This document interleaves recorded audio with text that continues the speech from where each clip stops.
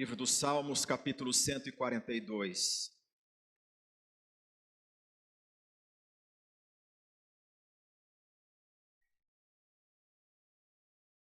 Diz-nos assim a palavra do Senhor. Salmo didático de Davi. Oração que fez quando estava na caverna. Ao Senhor ergo a minha voz e clamo, com a minha voz suplico ao Senhor.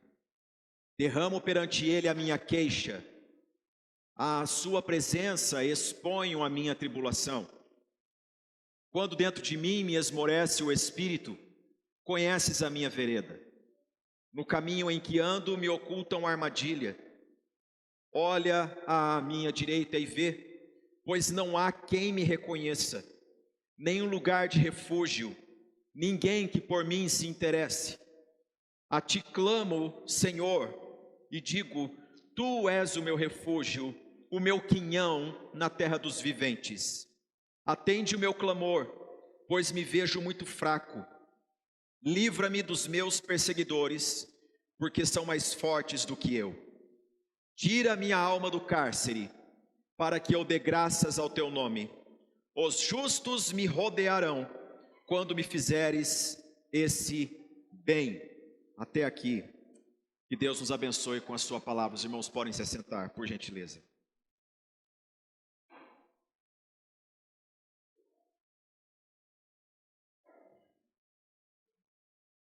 Estamos no mês de setembro e em muitos lugares nós temos visto uma campanha em favor de pessoas que lutam com a depressão e flertam com o suicídio. Com este ensejo, eu gostaria de hoje meditar com vocês sobre este salmo, em especial a frase que nós temos no versículo 7. Ela é o título da minha mensagem esta noite, que Deus colocou em meu coração para compartilhar com os irmãos. O título dessa mensagem é Tira a minha alma do cárcere. Tira a minha alma do cárcere. Meus irmãos, este salmo é um salmo didático. A palavra hebraica que nós temos aqui é maskil. Se você tem uma Bíblia antiga, pode ter esse título nela, Maskil de Davi. Maskil era um louvor que Israel cantava, e cantava com vistas no ensino aos demais. Assim como nós temos o nosso inário, o inário do povo de Israel no Antigo Testamento era o livro dos Salmos, e fazia parte da adoração a Deus, ensinar as pessoas como lidar com as vicissitudes, com os problemas de dentro do ser.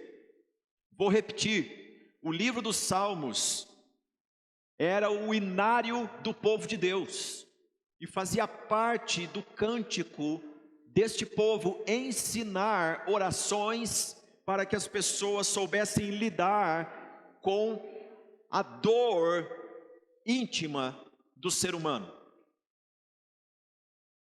Sabendo que nós temos esse texto na Bíblia Sagrada, uma janela se abre para nós. Essa janela é a janela da esperança, é a janela do socorro, é a janela que se abre para que nós gritemos quando a nossa alma geme. Quando Davi começa dizendo, ao Senhor ergo a minha voz e clamo, a palavra que ele emprega aqui é literalmente essa, eu grito a Yahvé. Grito a Yahvé. Agora vocês notaram que o título deste salmo, eu faço questão de enfatizar isso porque ele é parte do salmo, o título, Salmo didático de Davi. Davi está ensinando algo, e só ensina quem já aprendeu. Agora ele está onde? O título nos diz, oração que fez quando estava onde? Na caverna. Na caverna. Em 1 Samuel capítulo 24, nós temos a história do porquê que Davi estava na caverna. É uma ambiguidade a vida de Davi, pois esse homem com este nome tem muito a nos ensinar, a começar pelo seu nome. Davi significa amado. Amado.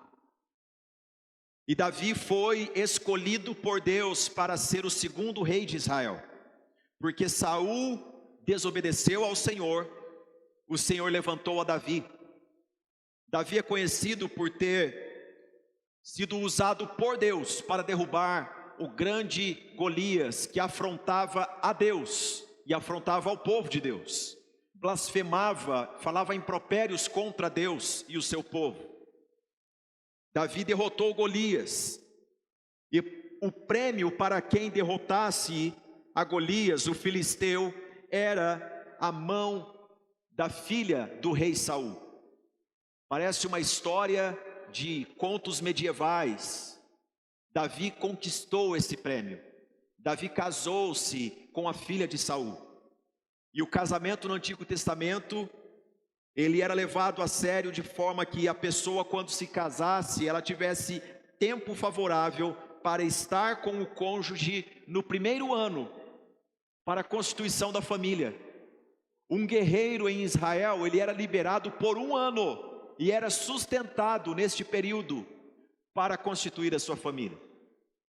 Acontece que Davi, na sua experiência de recém-casado, parece-nos que logo na noite de núpcias ele teve de fugir do seu sogro, louco, ímpio e assassino.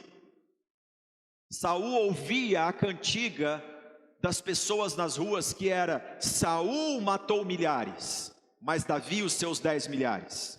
Esse homem permitiu que esta canção popular viesse ao seu coração como uma ameaça, e ele então passa a perseguir a Davi. Ele quer matar a Davi a todo preço, a qualquer custo, e ele persegue a Davi com 3.000 soldados. Quem é Davi? Um jovem que foi usado por Deus, que foi escolhido por Deus para suceder a Saul, mas Saul não aceita a vontade de Deus, e Saul quer matar a Davi. E ele persegue Davi com 3.000 homens. Davi entra numa caverna. E ao entrar nessa caverna, ele faz esta oração. E essa oração, ela termina com esta frase: tira a minha alma do cárcere. Nós vemos um homem dentro da caverna, e esse homem está com a sua alma encarcerada. Encarcerada. Irmãos, nossa alma, ela é muito maior do que nós imaginamos. Nosso lado aqui de dentro, ele é muito maior do que o nosso corpo. Quando você comparece no espelho, você pode até desenhar a tua silhueta ali, mas você intimamente, não tem como medir isso. É profundo, cabe muita coisa, cabe coisas boas, mas também cabe coisas ruins, cabe emoções positivas e também negativas. E esse repositório que nós temos, irmãos, Deus nos fez assim, alma vivente. Livro do Gênesis nos diz que Deus formou o homem do pó da terra e soprou em suas narinas, e o homem passou a ser alma vivente. Você tem uma alma, você foi feito por Deus, a sua imagem e semelhança, você tem uma sensibilidade. Se você tentar viver sem alma, você adoece. E se você não cuidar da sua alma, você também adoece. E porque nós temos esse lado tão sensível, nós podemos ser tocados por diversas experiências na vida. A dor de um ente querido que parte pode ser prolongada, porque nós temos alma. A dor de um filho, da perda de um filho, pode ser prolongada, porque nós temos alma, somos sensíveis. A dor de um divórcio pode ser prolongada, pode ser pungente, agressiva. Nós temos esta sensibilidade e nós não contamos com nada disso. A gente faz planos da vida e nos nossos planos nós não colocamos lá um dia em que vou experimentar uma dor tão aguda na minha alma, só para ter o gostinho. Não, isso não entra na nossa agenda. Nós somos surpreendidos por essas dores íntimas. Por isso, é muito, mas muito importante que nós, como igreja, meditemos nesse assunto. Sobre a alma encarcerada. E na modernidade, o nome disso é depressão. Depressão. O nome já diz algo. Que depressão é quando o solo cede. Há um acidente aí. Todavia, nós corremos um risco muito sério. É de não conversar sobre este assunto e não saber conversar sobre ele. Eu, na minha caminhada pastoral, tive algumas experiências. E há algum tempo atrás, eu tive uma que me afetou fortemente. Quando pastoreávamos uma igreja no interior de São Paulo, eu fui surpreendido com a visita de uma mulher que estava com a sua alma encarcerada. E ela havia dado sinais para a família. Um dia ela saiu, a dor dela era tanta que ela saiu para fazer uma caminhada e não voltou. E a forma como as pessoas lidaram com aquele assunto foi: ela está querendo chamar a atenção. Mais uma vez aquela mulher saiu.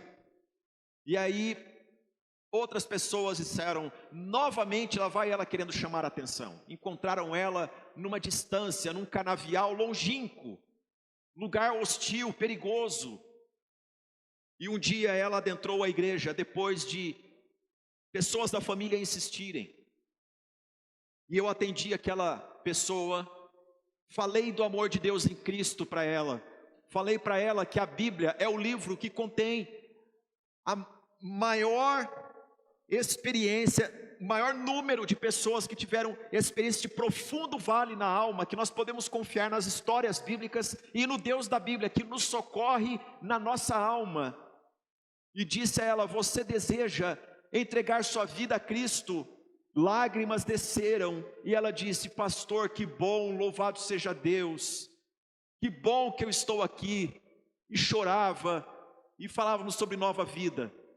Mas no dia seguinte me veio uma notícia: pastor, ela não suportou.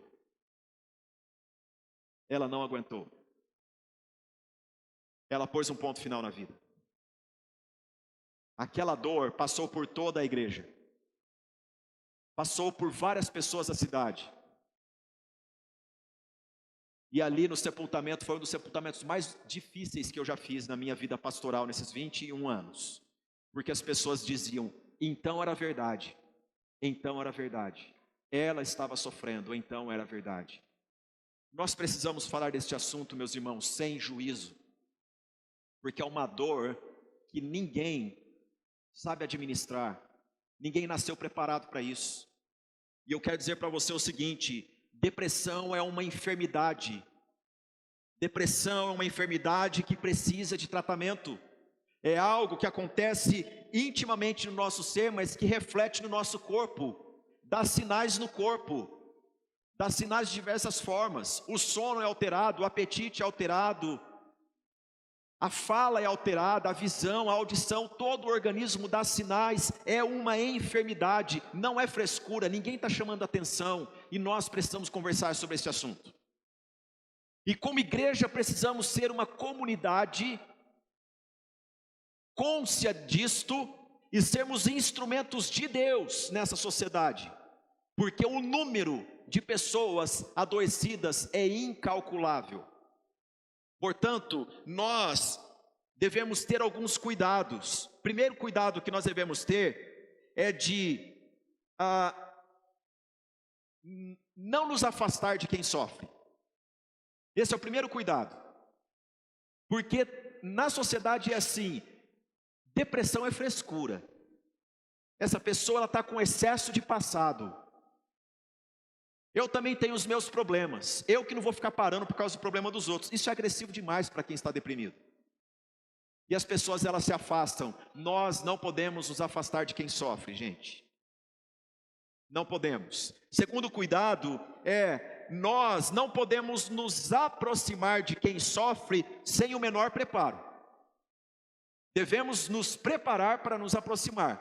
Porque ou você adoece junto da pessoa, se você não tiver preparo, ou você pode estimular ainda mais a depressão.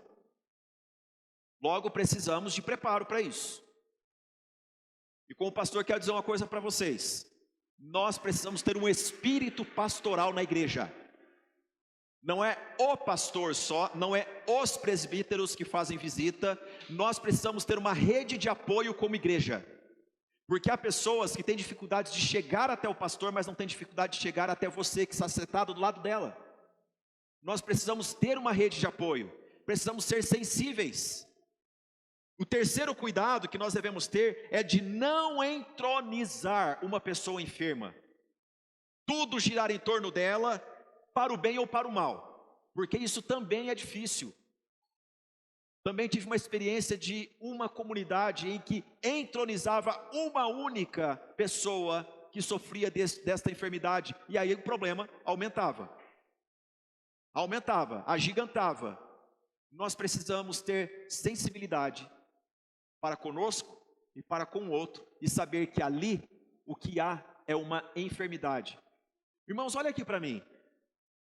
Se você for diagnosticado com diabetes, você terá alguma medicação de tomar, para tomar. Se o médico prescrever para você insulina todos os dias, você não vai tomar? Depressão é uma enfermidade. E quem dá o diagnóstico não é o pastor, é um profissional da área da saúde. Psiquiatra não é médico de loucos. Psiquiatria é uma área da medicina de pessoas extremamente gabaritadas que estudam o funcionamento da química daqui de dentro, porque o nosso cérebro, ele produz química e ele é um repositório de muita coisa também. Às vezes ali dentro está faltando alguma coisa e ele vai prescrever medicação. Não seja uma pessoa que relute com o que o médico prescreve. Se você tiver pressão alta, você não vai tomar alguma medicação por causa do seu coração, das suas veias, para não sofrer um AVC, qualquer coisa assim? Por que com a depressão nós temos tabus, gente? Nós precisamos ter essa conversa. Portanto, o que nós precisamos parar de dizer como igreja para que este problema seja tratado? Eu elenquei aqui algumas frases para compartilhar com vocês. O que é dito? Normalmente, quando numa família, num ambiente de trabalho, ou até mesmo numa igreja, alguém é identificado como uma pessoa deprimida, ela começa a ouvir o seguinte. Primeiro eu vou falar aqui de algumas coisas que pessoas evangélicas dizem. Pare com isto, sai dessa, levanta a cabeça. Como que o deprimido, ele entende isso? Ele entende, pare com isso, sai dessa, levante a cabeça? Ele entende assim, eu estou transgredindo. Eu sou desobediente. Porque para ouvir repreensão é sinal de que eu estou errado. Em nome de Jesus, pastoralmente quero dizer algo para você. Você pode ter tristezas, pode ter alegrias, mas você pode também vir a sofrer dessa enfermidade, e você não está errado por isso. Você acha que José não teve uma experiência assim, pelo abandono que ele sofreu? Moisés declarou isso. Senhor, melhor é que o Senhor tire a minha vida, porque eu não estou suportando. Elias, que nós vamos meditar daqui a pouco, também entrou numa caverna e disse, Senhor, tira a minha vida. Jeremias é conhecido como o profeta chorão. das Lamentações. Agora eu vou te dar o maior exemplo, que não é apenas Davi. Jesus. Jesus ali no Getsemane, ele transpirou gotas de sangue. Esta experiência é estudada hoje em dia e gente, fato constatado, o sofrimento é tanto que as glândulas começam a se dissipar no organismo e pelos poros começa a sair sangue. Tamanha dor e sofrimento. Você não está sozinho. Segunda frase que nós precisamos repensar é quando identificamos alguém assim, a gente aproxima e diz: a alegria do Senhor é a nossa força, hein? Como que o deprimido ele ouve essa frase? Eu não sinto alegria, logo Deus não está comigo. Estou orando por você. Essa frase, ela deve ser dita. Nós realmente devemos informar a pessoa. Eu me importo com você, eu estou orando por você. A pessoa deprimida, ela pode ouvir o seguinte: essa pessoa não quer proximidade comigo, porque se ela está falando com Deus, estou orando por você, hein? Ok? Beleza? Boa noite, bom dia, vai com Deus. Ela entende mais ou menos assim: essa pessoa não quer proximidade comigo. Nós devemos demonstrar que oramos pela pessoa, não apenas dizer: estou orando por você, hein? Ou então, algo agressivo demais, que é: repreenda isso em nome de Jesus. Expulse isso em nome de Jesus. O deprimido pode ouvir dizer: não está funcionando, já repreendi, já orei, já fiz jejum, então não está adiantando, eu estou entregue aos demônios. Certa vez uma irmã me procurou e disse: pastor, eu acho que eu não sou eleita, não sou salva, Cristo não morreu por mim, deve ter morrido pelos outros, mas por mim não, porque eu sofro desse mal e o tanto que eu oro, repreendo e não funciona, eu acordo no outro dia com essa dor novamente, alguma coisa e eu fui estudar e constatei: não fui escolhida por Deus para a salvação. Que absurdo é quando as pessoas querem juntar teologia com o sofrimento do outro, e aí sai cada coisa agressiva, e nós devemos tomar muito cuidado com isso, gente. Outra frase é: eu já tive e superei. Eu vou contar para você a minha história. Gente, o deprimido, ele está com a audição dele alterada, ele está com a atenção dele alterada. Às vezes a pessoa não tem paciência para ouvir uma história. Como então que nós devemos agir? Cuidados que nós devemos ter com uma pessoa que passa por essa enfermidade. Nós devemos ser igreja. E ser igreja não é conhecer o outro pela nuca dele, por sentar atrás dele. É conhecer pelo rosto, pelo olhar, conhecer o nome, saber o nome um do outro. O como vai você não ser apenas uma substituição de bom dia ou boa noite. O como vai você é para dar ouvidos, se importar mesmo com o outro. Devemos ser igreja nesse sentido. Olha, Jesus, quando passou pela dor no Getsemane, ele levou consigo discípulos para orarem com ele. Mesmo sabendo que aqueles homens iam dormir, mesmo sabendo da falibilidade daqueles homens, Jesus disse: venham comigo, porque eu estou com uma dor insuportável. Insuportável. Você não pode deixar de orar e nem de convidar a outros para esse momento com você. É isso que nos faz igreja, consciência de que existe alguém que eu posso dizer: vem comigo. Porque se a gente só frequentar culto, mas não tiver a consciência de vem orar comigo, então a coisa fica mais difícil, gente. Fica muito difícil. Nós precisamos ter essa sensibilidade para ir com quem sofre, e quem sofre também ter a confiança de que eu posso convidar alguém para orar comigo, que ele não vai sair falando da minha dor, que ele não vai me expor por aí. Nós não podemos culpar, e agora eu falo aqui aconselhando pessoas que padecem da enfermidade, culpar a igreja porque não tem a atenção esperada. Meus irmãos, eu estou falando de algo aqui que eu experimento. Já experimentei. Não foi uma vez só, não. O médico dizer, pastor, você precisa de tratamento. Você precisa de tratamento. Vamos tratar isso aí. E aí a gente às vezes pensa assim, agora eu vou contar com fulano de tal. Só que uma coisa que eu não contava na minha experiência era que o fulano de tal que eu contava também estava passando pelo mesmo. E aí quando a gente espera de alguém, essa pessoa não supra, a gente diz, não vou mais na igreja. Meus irmãos, não é assim que a Bíblia nos ensina. Não deixem de congregar como é costume de alguns. Hebreus capítulo 10, verso 25 nos diz, insista na comunhão, insista na amizade, insista em relacionamento saudável. A igreja é a família de Deus, e nós fomos colocados na igreja para não caminhar sozinho. Deus não nos fez uma ilha, Deus nos fez uma família. Deus nos fez uma família. Portanto, nós podemos, a exemplo bíblico, e eu vou pedir para que você deixe marcadinho o Salmo 142, e nós vamos até primeiro livro dos Reis, capítulo 19. Primeiro Reis 19. Nós temos a história de Elias.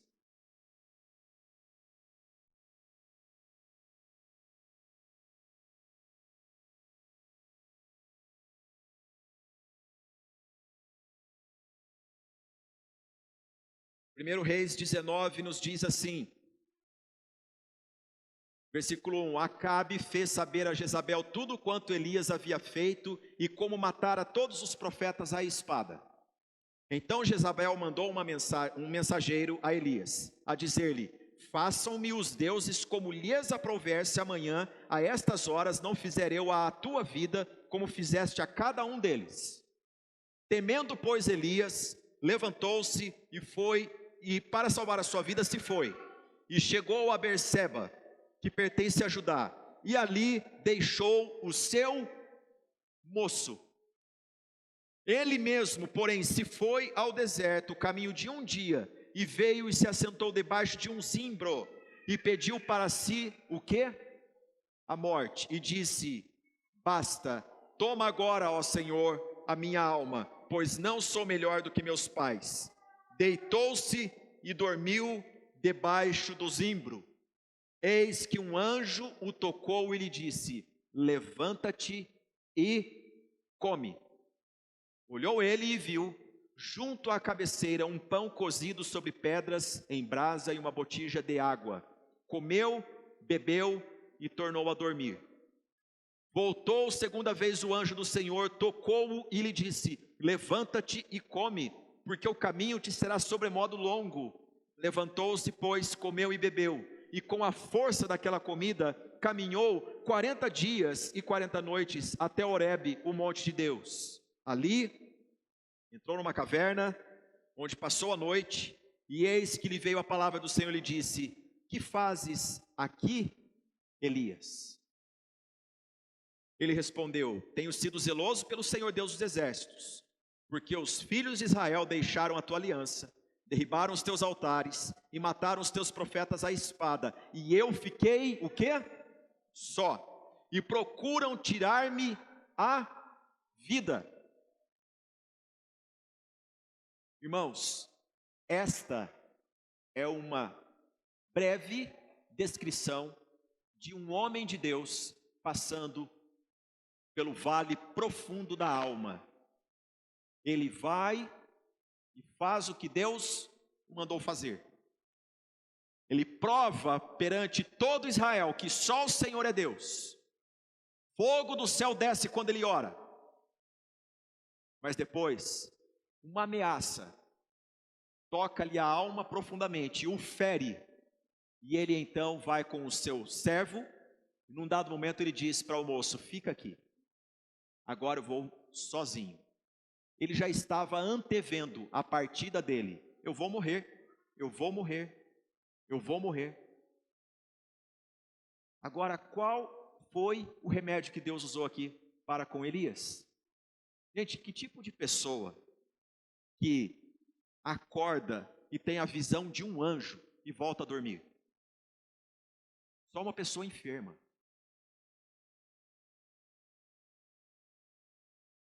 Muitas pessoas na Bíblia, quando viam um anjo, a primeira palavra do anjo era: não temas. Visão impactante. Mas Elias, ele está profundamente tocado. E remédio de Deus para quem está passando por uma enfermidade como essa: primeiro, reparar o sono. Reparar o sono. Segundo, alimentação. Terceiro, conversa. Deus fala com Elias. Nós, meus irmãos, temos na Bíblia exemplos que nós podemos seguir hoje. Devemos repensar. Nosso sono está regrado? A luminosidade das telas tira de nós esta regra do sono. Nossa alimentação, como que está? Nossas amizades, com quem nós conversamos sobre as nossas dores, com quem nós compartilhamos. A palavra do Senhor nos ensina para que nós confessemos uns aos outros, para que nós confiemos nos nossos irmãos, sim. O mundo vai dizer um monte de coisa e o inimigo das nossas almas também. Na igreja tem muita gente que não dá para confiar, na igreja é lugar de gente hipócrita, a gente ouve tanta coisa contra a igreja, mas o que Jesus pensa da igreja, gente? Ela é a noiva de Cristo. Faça um exercício de quantas pessoas foram tocadas por Deus em direção a uma igreja e foram saradas das suas enfermidades na comunhão dos santos.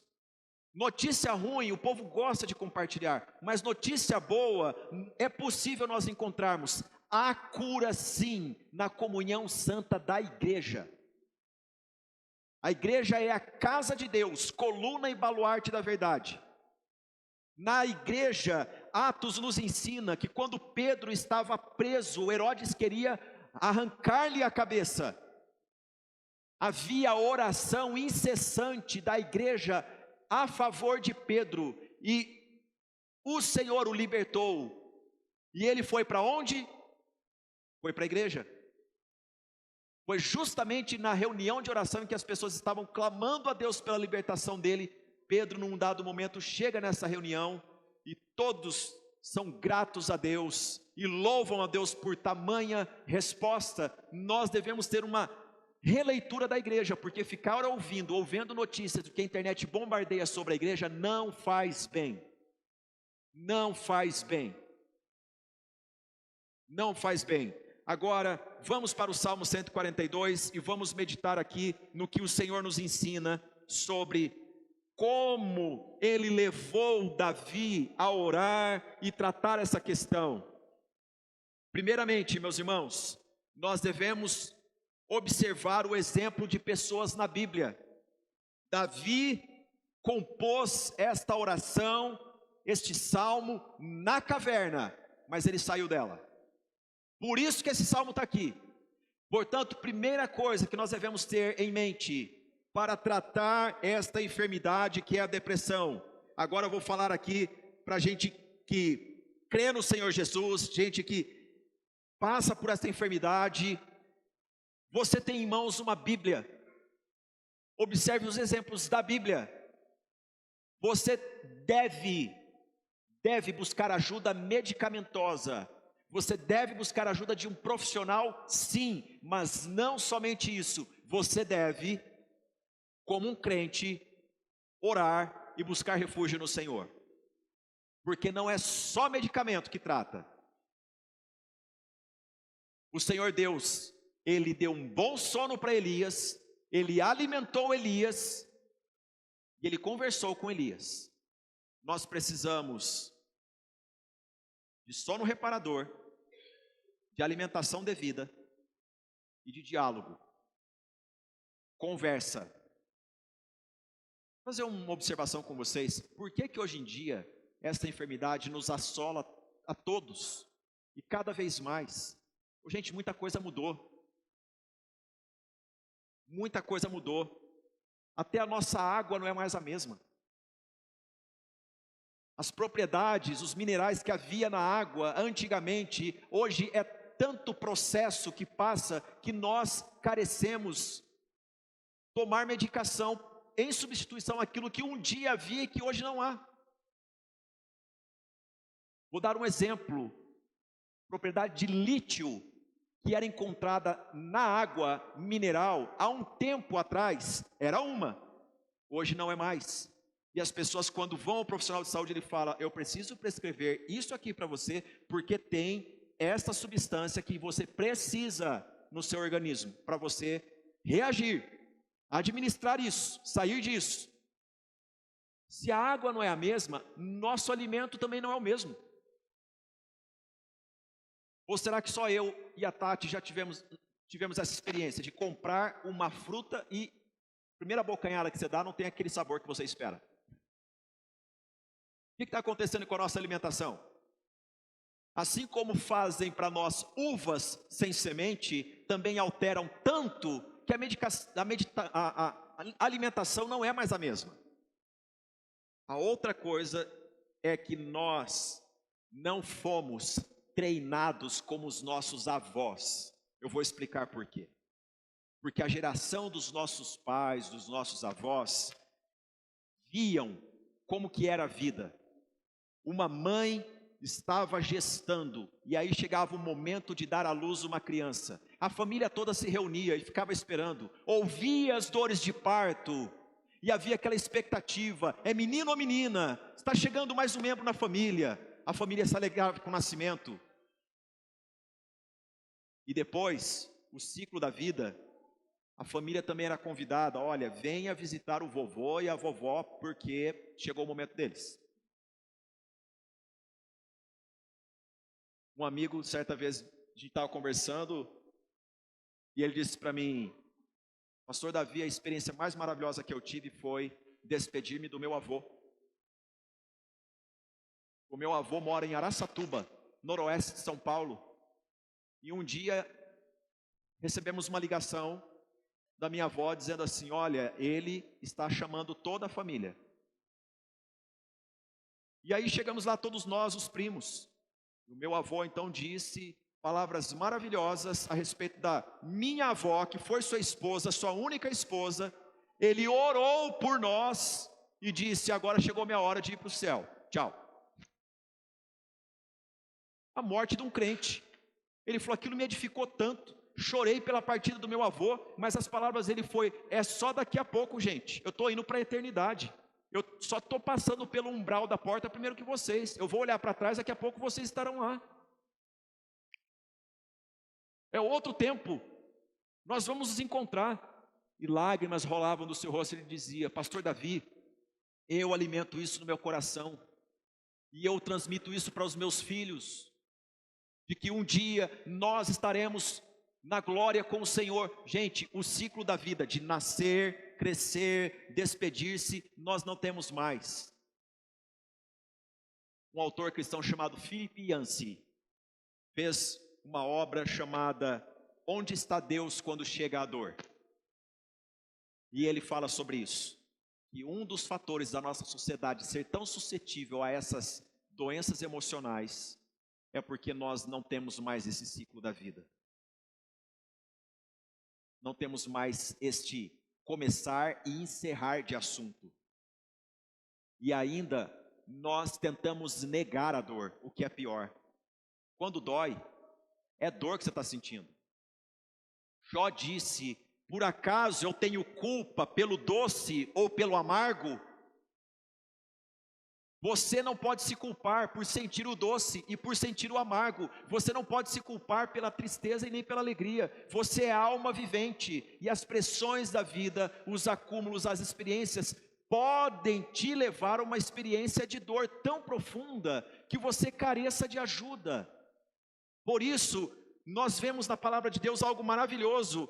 Davi saiu da caverna. É possível administrar a dor, é possível termos esperança de sair da caverna também.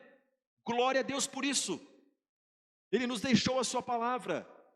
A segunda coisa que nós aprendemos é sobre a importância do diálogo com Deus, gente. Olha o que Davi diz: ao Senhor ergo a minha voz e clamo, com a minha voz suplico ao Senhor. Derramo perante ele a minha queixa. Quando ele fala minha queixa, a palavra que ele utiliza são pensamentos descontrolados. Na linguagem do falecido autor Rubem Alves, a boiada aqui dentro está solta. É como se tivesse um pasto aqui dentro, estourou a porteira e a boiada ficou solta, está tudo desarrumado, desgovernado. Eu preciso ter uma mente serena, mas eu não consigo, então vou fazer o quê? Eu vou orar. Porque Deus me criou alma vivente e Ele pode governar minha vida de dentro para fora. Davi diz, derramo perante Ele a minha queixa, à sua presença exponho a minha tribulação. Era Davi perseguido por Saul e 3.000 soldados. Já se colocou no lugar de Davi? É um homem sendo perseguido por 3.000. E ele, jovem, recém-casado, fugindo do seu sogro. Segunda coisa que nós aprendemos. Terceira coisa que nós aprendemos. É não entregar-se à culpa. Veja só o versículo 3. Quando dentro de mim me esmorece o espírito, esse meu ser, minha alma, conheces a minha vereda. Porque quando uma pessoa é afetada por essa enfermidade, ela começa a se culpar, se culpar e se culpar. É uma das características. E aí começa com um processo de retroalimentação, de dores da vida, de coleção de memórias amargas. Tudo o que se experimentou durante toda uma vida começa a saltar à memória. Por isso que nós precisamos de diálogo. Porque se você não expressar isso conversando, orando, você vai expressar isso no seu organismo, no seu corpo. Davi, ele ora ao Senhor e ele diz, quando dentro em mim me esmorece o espírito, me abala aqui dentro, conheces a minha vereda. Saiba, uma coisa é você sentir culpa, outra coisa é você ser culpado. É totalmente diferente. Se você passa por depressão, saiba, a culpa, ela pode vir como uma tentação a você. Agora você não é culpado de tudo o que se passa na tua cabeça. Conheço um pastor numa cidade aqui próxima, de uma outra denominação. Nós éramos pessoas próximas, pela região de trabalho que nós tínhamos, e num dia, numa reunião de oração, tivemos de orar por ele, porque ele estava se sentindo culpado pelos males de toda a cidade. Vou repetir, ele estava se culpando pelos males de toda a cidade. Foi um processo de culpa que a depressão instalou nele, que ele não tratou isso em diálogo com alguém, e isso bagunçou aqui dentro. E ele começou a se culpar. Se eu fui chamado por Deus, se eu sou homem de Deus, se eu sou um pregador do evangelho, e a cidade está como está, é porque eu não sou, é porque eu não faço, é porque eu não sou, e aí essa culpa veio para cima dele, daqui a pouco a enfermidade veio. Nós precisamos, meus irmãos, tratar desse elemento íntimo, e Davi nos ensina o caminho da oração. Deus conhece a minha vereda, eu não sou culpado. Saul está me perseguindo, tem 3.000 homens atrás de mim, mas eu não sou culpado. Deus conhece a minha vereda. Você pode dizer isso? Agora, observação. A frase depressão é pecado. Não, não é pecado, mas ela pode ser fruto do pecado. Davi teve uma experiência de deprimir-se por causa do pecado, mas ele obteve cura quando ele confessou o seu pecado. Devemos separar as coisas, mas não podemos ser uma comunidade de julgamentos. Quarta coisa que nós aprendemos com Davi, releia a vida, releia a vida. Troque o ninguém comigo por Deus por mim. Vou repetir. Troque a frase ninguém comigo, como Elias disse: Senhor, estão me ameaçando, só sobrou eu, ninguém mais. E Deus disse: Elias, eu conservei 7.000 profetas para se unirem a você. Volte, rapaz. É o começo, há uma grande obra que eu vou realizar através da sua vida. Se você começa a se culpar e dizer, ninguém comigo, aprenda com Davi, o versículo 4 e o versículo 5. Ele diz, olha à minha direita e vê. Ele está falando com Deus, olha à minha direita e vê, pois não há quem me reconheça. Primeiro vamos meditar nessa frase aqui. Essa é uma linguagem de um guerreiro, porque quem se postava à direita era o escudeiro, para que o guerreiro brandisse a espada em campo de batalha. E ele, nesse momento de oração, ele fala para o Senhor, Senhor, eu não tenho alguém confiável ao meu lado, fiquei só, não há ninguém comigo. É isso que ele está dizendo, olha à minha direita e vê, não há quem me reconheça, nenhum lugar de refúgio, ninguém que por mim se interesse. Se aqui terminasse o salmo, nós teríamos uma ópera à tristeza. Mas não é aqui o fim do salmo. Na presença de Deus, quando ele derrama a sua alma, no versículo 5 ele retoma, a ti clamo, Senhor, e digo, tu és o meu refúgio e o meu quinhão na terra dos viventes. A ti clamo, Senhor, e digo, tu és o meu refúgio. Ele estava dentro da caverna, mas ele diz, não é a caverna o meu refúgio, é o Senhor o meu refúgio. Irmãos, há sim uma grande importância na vida de oração quando nós passamos por depressão. Não é só medicamento e não é só diálogo com pessoas, é também diálogo com Deus, pois nós deixamos de pensar ninguém comigo e passamos a considerar Deus por mim. Deus por mim. Deus por mim enviou o seu próprio filho. Deus por mim demonstrou tão grande amor. Deus por mim deixou a sua palavra e já me deu a resposta de como será o fim da minha vida, que não vai ser numa caverna. Por isso eu tenho esperança. E aí vem o último ponto da minha reflexão com vocês, que é, reconheça a tua fragilidade, mas alimente a esperança dentro de si.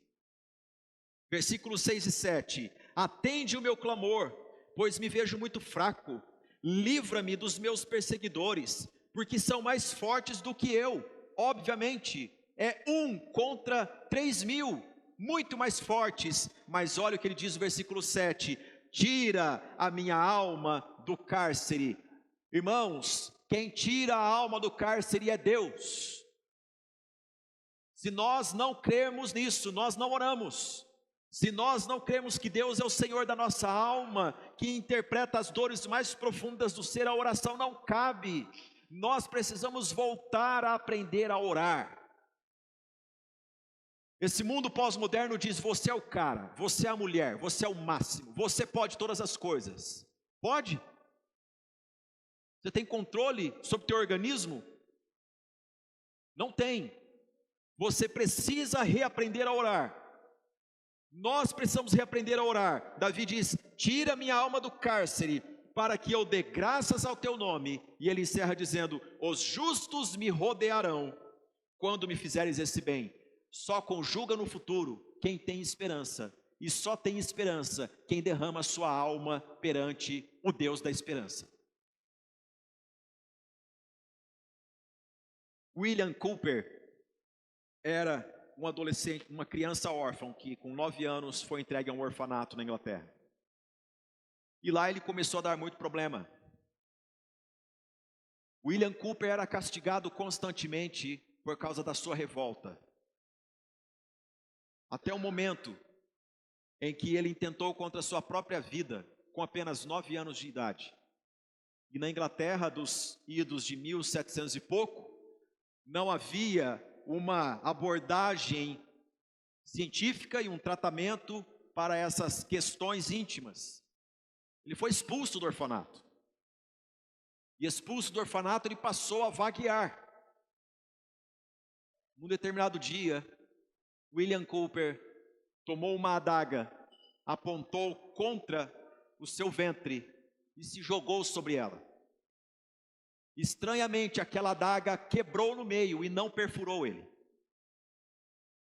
Ele ficou revoltadíssimo e ainda, segundo alguns historiadores, ele bradou dizendo: ó Deus, não tenho eu o direito de morrer? É o Senhor que escolhe o meu tempo, eu não quero mais. Ele então pulou num rio, mas foi encontrado numa certa distância e socorreram ele. E ele reclamou novamente. A revolta crescia dentro dele. E ele tentava contra a própria vida, mas ele vivia num fosso profundo de tristeza. E aos 16 anos de idade, ele estava escrevendo sobre as suas tristezas. E uma pessoa, um anônimo, viu a sua habilidade de expressar a sua dor. E disse: rapaz, gostaria de viajar comigo? Ele aceitou. E aquele viajante levou esse homem chamado William, a pronúncia é Cowper, mas se escreve Cowper com W. Levou este homem até a residência de um certo John Newton. John Newton era o ex-mercador de escravos, que foi convertido por Jesus e escreveu o hino Maravilhosa Graça, Amazing Grace. Ele hospedou William Cowper, pregou o evangelho para aquele menino. Aquele menino passou a escrever não somente as suas dores, mas como ele administrava as suas dores através da oração. E ele tornou-se um dos hinólogos mais importantes da Inglaterra, e há muitos hinos dele no nosso hinário, porque é possível você administrar a sua dor pela oração, em comunhão com Deus. William Cowper não ceifou a própria vida, mas viveu uma vida para a glória de Deus. Davi, na caverna, não disse para Saul: aqui estou, consume o ato, me mate, encerra, vamos acabar logo com isso. Não, ele ora, ele diz: os justos me rodearão quando me fizeres este bem, Senhor. Tira minha alma do cárcere. Então essa noite nós orarmos como Davi. Você que nos assiste em casa também pode orar: Senhor, tira minha alma do cárcere. E o Deus que tirou a alma de Moisés do cárcere, a alma de Elias do cárcere, a alma de Davi do cárcere, o Deus e Pai de nosso Senhor Jesus Cristo, é o Deus de toda consolação, diz o apóstolo Paulo em 2 Coríntios. E nós podemos encontrar nele consolo, refúgio certo e sim, cura. Cura. Vamos colocar em pé e vamos orar.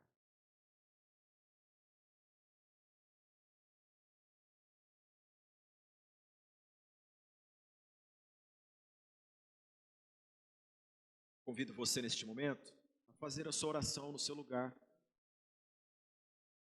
entregando teu coração, tua vida nas mãos de Deus. Deus sabe da sua dor, Deus conhece a sua história, Deus conhece cada momento da nossa vida. Então essa noite nós dizermos: Senhor, eu entrego minha dor a Ti também. Eu entrego o governo da minha vida, administre a minha vida por mim, Senhor, para que eu não sofra tentações em meio à dor, para que eu viva para o louvor da Tua glória. Amado Deus e Pai, bendito seja o Teu nome. Te louvamos por esta noite, pela mesa do Senhor, pela comunhão santa com os irmãos, e principalmente pela comunhão contigo. Ó Deus, como Davi orou, Senhor, talvez haja entre nós irmãos orando: ao Senhor ergo a minha voz e clamo, ao Senhor eu ergo a minha voz e suplico, eu grito do profundo do meu coração, porque eu não aguento esta dor. Senhor, tu nos criastes alma vivente, sensíveis para ti, mas muitas vezes o acúmulo de dores da vida nos lega este resultado. Ó Deus, hoje nós nos rendemos a ti, precisamos da tua graça que nos livra da culpa, que nos livra do vitimismo, que nos livra das perseguições, até mesmo dentro da caverna. Ó Deus, tu que és o autor da vida, ó Deus, fale de vida aos corações aqui esta noite. E onde houver uma alma agrilhoada, aprisionada, que ela experimente libertação em nome de Jesus. E que ela saiba que Jesus é a pessoa mais próxima com quem ela pode conversar, e o Senhor pode restaurar plenamente o seu ser. Senhor, fale ao nosso coração e aplique a tua palavra em nós. Em nome de Jesus oramos. Amém.